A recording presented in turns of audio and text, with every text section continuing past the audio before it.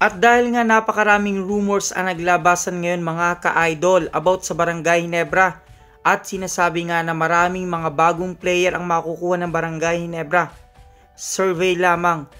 kung kayo ang tatanungin ko dahil wala pa rin itong si Justin Brownlee at marami na rin talagang nai-injury sa mga player ng Barangay Ginebra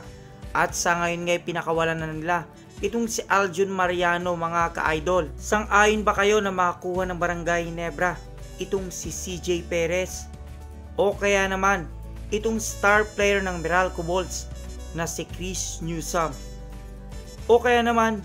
pwede rin naman daw makakuha ng Barangay Ginebra ang star player ng TNT na si Mikey Williams. Kung kayong tatanungin ko mga ka-idol sa tatlong player na ito, sino nga kaya ang fit sa Barangay Ginebra or sino nga kaya sa mga player na ito ang may malaking maiaambag sa patuloy na pagkapanalo ng Barangay Ginebra at sa inaasam na Grand Slam nito? Kung ano man yung kasagutan, suggestion, question, advice, just comment down below mga ka-idol at maraming salamat sa inyong panonood.